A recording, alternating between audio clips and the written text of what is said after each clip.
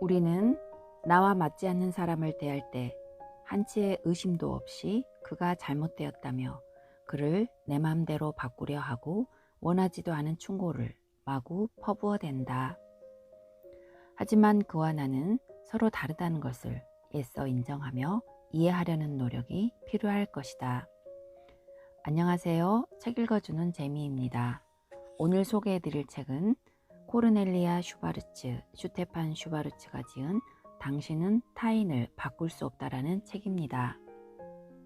이 책은 나와 생각이 다른 사람을 적이 아닌 내 편으로 만드는 법을 소개하고 있습니다. 저자에 대해서 한번 보겠습니다. 코르넬리아 슈바르츠, 잘못된 언어 표현으로 일어나는 수많은 오해와 다툼을 없애고 상대방과 건설적으로 대화하는 법을 연구하는 상담 치료사이다. 사람들의 무의식적인 행동을 조직화하여 상대방에게 언어 표현을 더 효과적으로 전달할 수 있도록 돕는 NLP, 코칭 기법을 바탕으로 상담을 진행하고 있으며 30년째 비즈니스에서의 NLP, 수사학과 프리젠테이션 등 자기개발에 중점을 둔 교육 프로그램을 개발하고 있다. 슈테판 슈바르츠, 심리학자이자 교육학자이며 NLP 상담 치료사이다. 코르넬리아와 함께 오랫동안 CEO와 고위직 간부들을 대상으로 조직의 발전을 위한 효율적인 소통법에 대해 코칭하고 있다. 이 경험을 바탕으로 개인 코칭에서도 좋은 성과를 이루었다. 심리학, 행동연구, 신경생물학의 최신 연구에 기반을 두고 고안한 공감적 미러링을 핵심 전략으로 삼아 자신의 목표를 상대방과 조율해서 실천해 나가는 건설적인 대화법을 사람들에게 소개하고 있다. 이 책은 총 9장으로 구성되어 있습니다. 1장, 저 사람은 도대체 내 말을 듣고 있는 걸까? 2장, 설득하지 말고 그냥 공감하라. 3장, 관계의 주도권을 잡으려면 먼저 경청하라. 말의 내용보다 중요한 말의 느낌. 5장, 표정이 대화의 첫인상을 좌우한다. 6장, 상대방이 원하는 단 하나만 던져라. 7장, 사고의 흐름을 알면 대화가 쉽게 풀린다. 8장, 공감적 소통을 방해하는 5가지 상황. 9장, 불편한 대화에서 벗어나는 5가지 무기. 이 중 들어가는 말과 1장 중 일부 읽어보도록 하겠습니다. 들어가는 말. 생각이 다르다고 모두가 적이 되는 것은 아니다. 내가 언제 그런 말을 했어? 나는 그런 뜻으로 말한 게 아니야. 이런 말들 너무 익숙하지 않은가? 우리는 일상 속에서 수많은 대화를 하지만 제각기 딴소리를 하는 경우가 너무나 많다. 같은 언어를 사용하지만 마치 서로 다른 행성에서 선체로 대화를 나누는 것 같다. 사람들은 그렇게 서로 딴소리를 하다가 다툼이 일어나고 돌이킬 수 없을 만큼 사이가 나빠지기도 한다. 사람들은 대부분 매일 누군가와 부딪힌다. 배우자 혹은 연인과 다투고 친구에게 실망하고 자녀들을 야단치며 마음이 맞지 않는 동료와 회의를 하다가 감정이 상하고 말을 잘못 전달하여 중요한 고객을 화나게 만들거나 도저히 이해할 수 없는 부모의 잔소리에 말대꾸를 한다. 아마 당신은 그들과 다음에는 부딪히지 말아야지 다짐하면서 결국 또다시 갈등을 반복하고 있을 것이다. 당신은 속으로 왜 자꾸 내 말을 오해하지? 라고 생각하며 답답했을 것이다.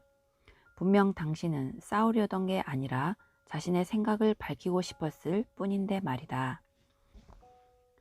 그럼에도 당신은 상대방과 대화하기보다 늘 다투는 기분일 것이다.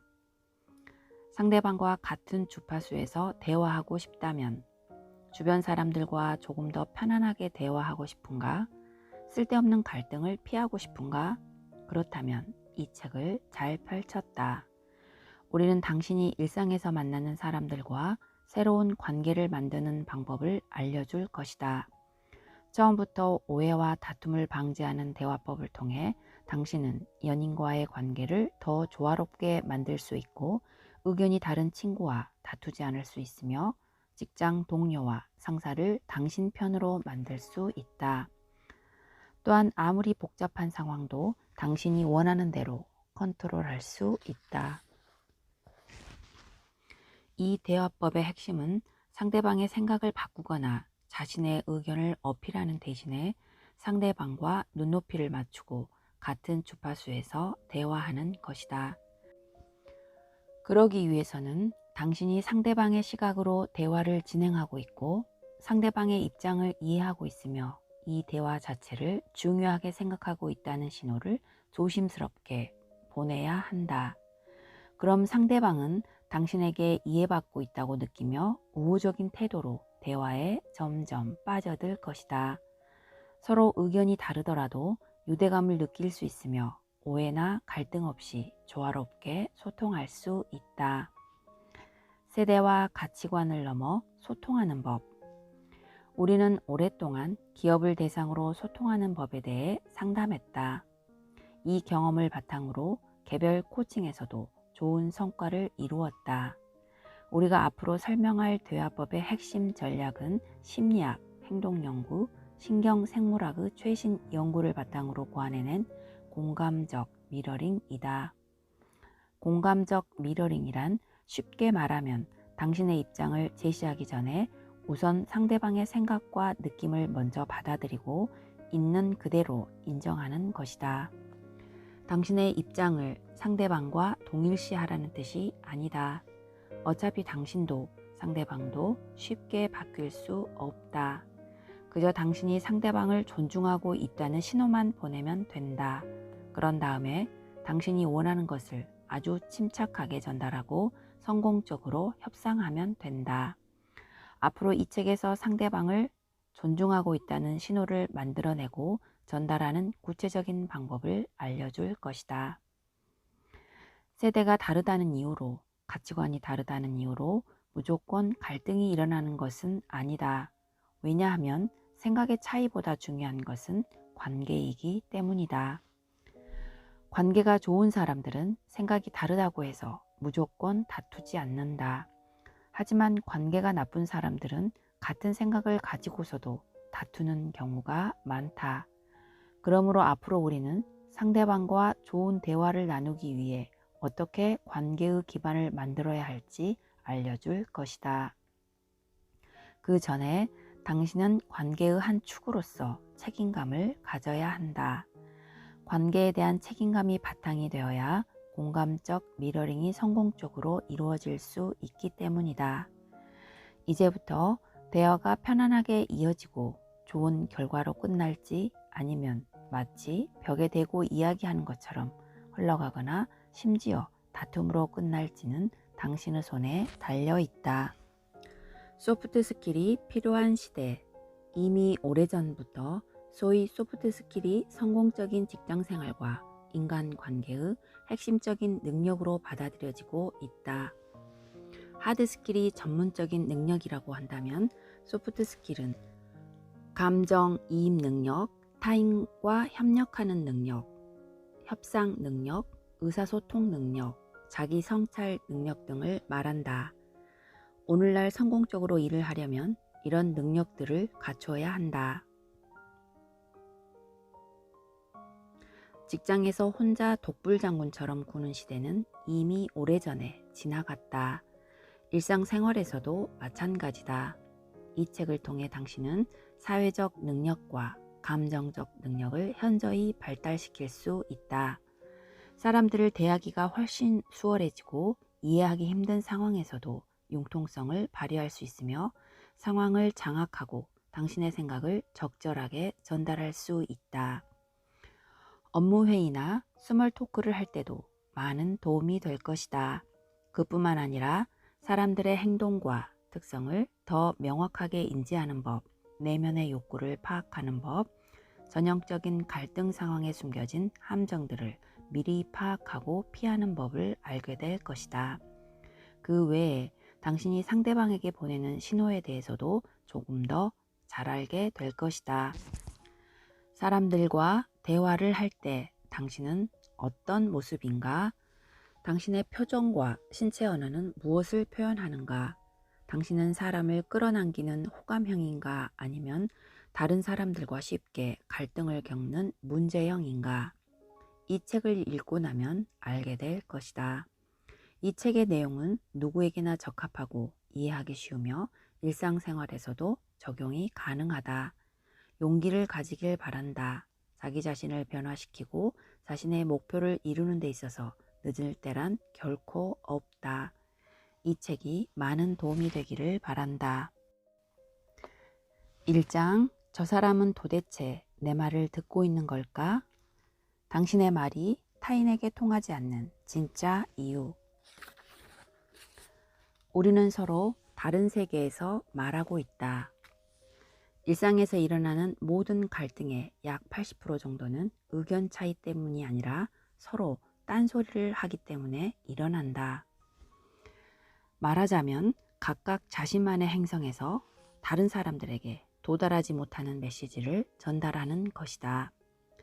상대방은 메시지를 이해할 수도 없고 수용할 수도 없다. 그래서 불협화음이 일어나고 목소리 톤은 날카로워지면서 곧바로 다툼이 이어진다. 서로에 대한 이해와 타협 없이는 함께 살아갈 수 없다는 것을 알면서도 자꾸만 어긋난다. 그 이유는 무엇일까? 사람들은 대부분 자신의 대화 방식에 문제가 없다고 생각한다. 그런데 왜 이렇게 자주 어긋나는지 더 자세히 물어보면 자신은 나름대로 노력하고 있지만 상대방이 이상한 탓이라고 말한다. 정말 모든 문제는 상대방에게 있을까? 이것은 착각이다. 모든 사람이 모든 상황에서 나를 이해해 준다면 정말 좋겠지만 아무리 가장 친한 친구라고 해도 오해 없이 소통하기 쉽지 않다. 사람들이 서로 딴소리를 하는 핵심적인 이유는 사람들은 각자 호환할 수 없는 시스템을 가지고 있기 때문이다. 예를 들어 마이크로소프트 컴퓨터에 애플 소프트웨어를 설치한다고 생각해보자. 제대로 작동하겠는가? 이처럼 말투, 취향, 기분, 성격, 가치관이 서로 부딪히는데 어떻게 소통이 원활하겠는가? 상충되는 요소가 많을수록 소통은 더욱 힘들어지고 파국으로 치닫게 된다. 상대방이 무슨 얘기를 하는지 도무지 이해할 수가 없으니 다툼은 미리 예견된 것이나 다름없다. 감정적 안식처를 갈망하는 사람들. 약 30만 년 전 오늘날 호모사피엔스의 첫 조상이 지구에 등장했고 큰 무리를 이루며 유목 생활을 했다. 인간은 처음부터 무리를 짓는 동물이었다. 이런 생활 방식에서 소통과 연대는 매우 중요했다. 혼자 야생의 위험에 맞서 살아남을 가능성은 거의 없었으므로 집단 속에 있어야 보호를 받을 수 있었다. 그렇기 때문에 소통 능력은 생존 능력과 마찬가지였다. 하지만 오늘날 우리는 혼자서도 잘 살아갈 수 있다. 그럼에도 타인과 소통하고 싶은 기본적인 욕구는 사람들이 곰을 사냥하고 열매를 채집하던 때와 똑같다. 공동체에 대한 갈망은 우리 유전자에 각인되어 있기 때문이다. 우리는 영원히 다음과 같은 욕구를 충족시키는데 많은 에너지를 사용한다. 소속감을 느끼고 싶다. 인정받고 싶다. 외로움을 느끼기 싫다. 우리는 이러한 욕구를 충족시키기 위해 행동하고 말한다. 그리고 같은 음식점이라도 나에게 친절하게 인사를 건네고 환영받고 있다는 느낌이 들게 만드는 곳을 더 선호한다. 오프라인에서 욕구를 충족시키지 못한다면 온라인에서라도 자신과 맞는 사람들을 찾아다닌다. 소셜미디어가 이토록 부상하는 것은 우리가 항상 같은 종족을 찾아다니고 있다는 방증이다. 오프라인이든 온라인이든 상관없이 우리는 집단 속에서 사회적 온기를 느끼고 즐기고 싶어 한다. 타인에게 좋아요를 받으면 성취감을 느끼고 이모티콘을 받으면 포옹이라도 한 것처럼 마음이 훈훈해진다. 술자리에서 건배를 외치는 이유. 자신의 이야기에 전혀 공감하지 않는 사람들과 함께 있으면 불편하고 이해받지 못하는 기분이 든다. 또한 이런 사람들과는 소통이나 협업도 상당히 힘들다. 만약 자신 주변에 이런 사람들만 있다면 불행하다고 느낄 수밖에 없다. 그렇기 때문에 따돌림을 심리적 고문이라고 말하는 것이다. 따돌림을 당한 피해자들은 신체적 폭력을 당한 것처럼 고립감으로 인해 심리적 고통을 느낀다. 이때 피해자를 돌봐주고 새로운 집단에서 소속감을 느끼게 해주는 사람은 당사자에게 구세주처럼 느껴질 수밖에 없다. 사람들이 집단 정체성을 얼마나 강하게 갈구하는지는 사람들이 집단 행동을 얼마나 좋아하는지를 통해서도 드러난다. 아무리 개인주의 사회라고 해도 사람들은 소속감을 느끼고 싶어 한다. 예를 들어 중요한 축구 경기가 있을 때 사람들은 공공장소에 모여 똑같은 행동으로 응원하고 똑같은 순간 환호한다. 술을 마시기 전에는 반드시 동시에 입을 모아 건배를 외치고 집단의 구성원이 생일이면 한 목소리로 생일 축하 노래를 부르는 등 동일한 의식을 따른다. 이때 사람들이 느끼는 감정은 친밀감과 결속감이다.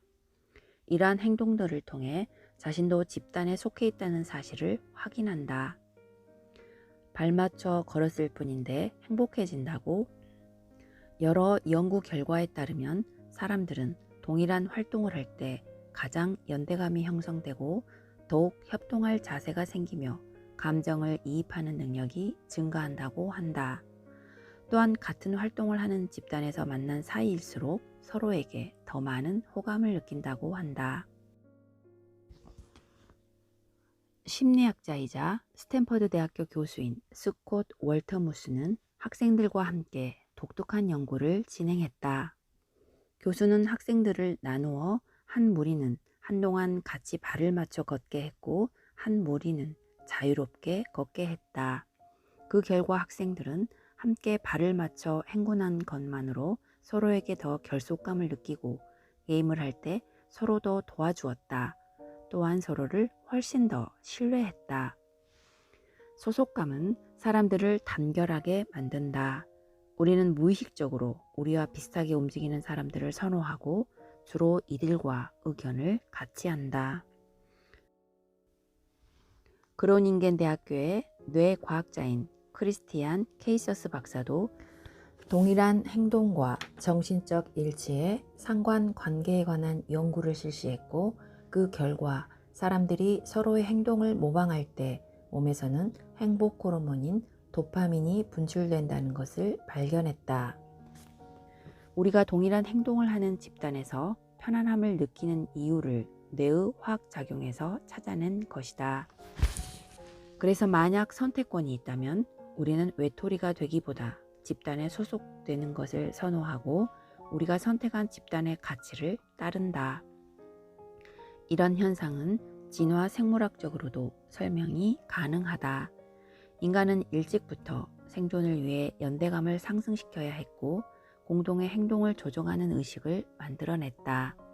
모든 문화권에서 공동의 노래, 춤, 종교적인 관습들은 강한 집단 정체성을 만들어냈다.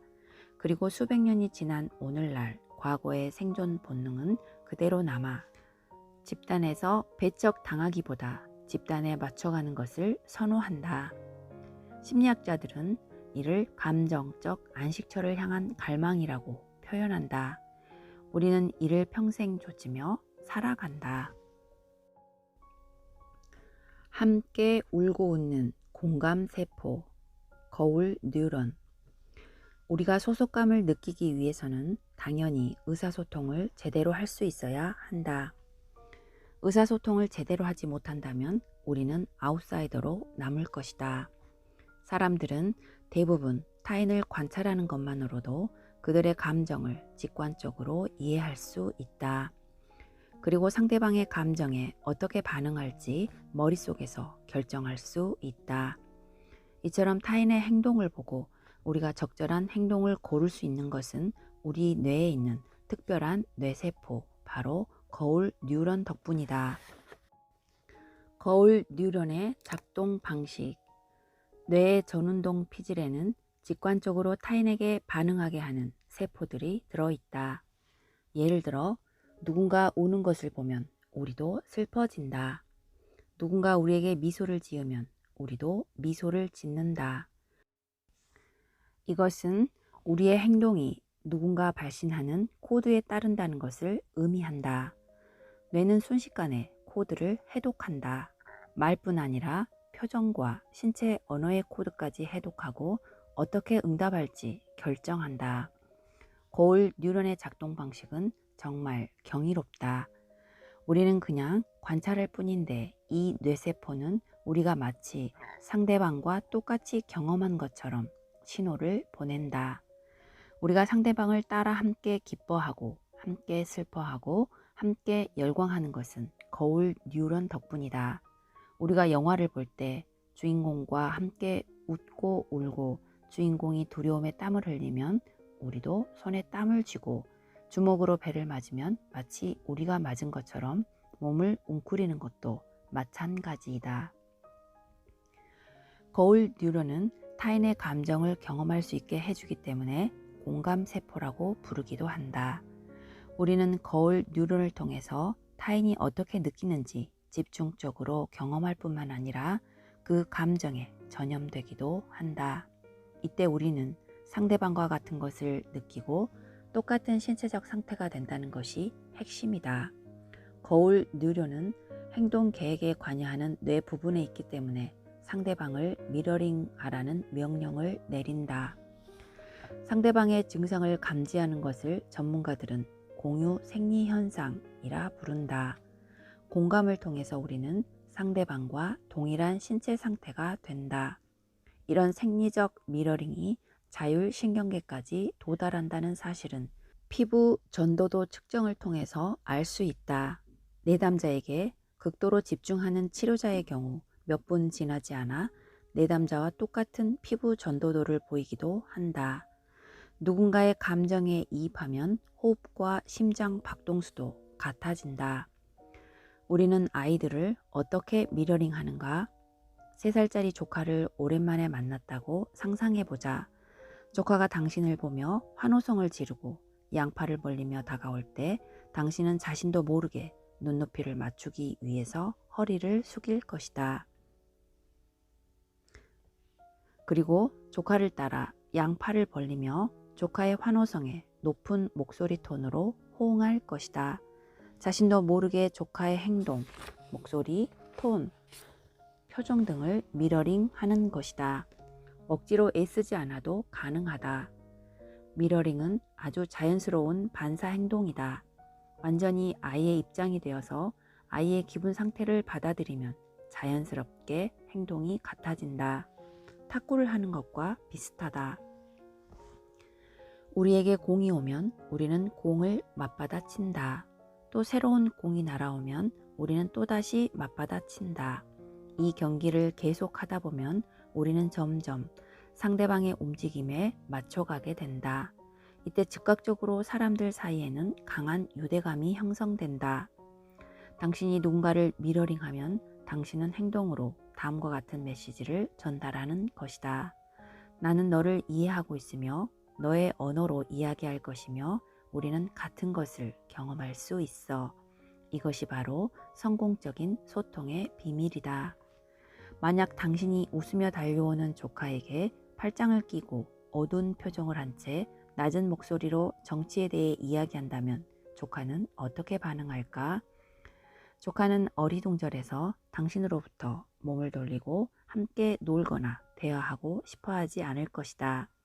성인도 마찬가지다. 당신이 누군가를 잘 미러링하면 당신은 원활한 교류를 위한 좋은 기반을 마련하는 것이다. 성공적인 소통을 위해 이보다 더 좋은 준비는 없다. 지금까지 시청해 주셔서 감사합니다.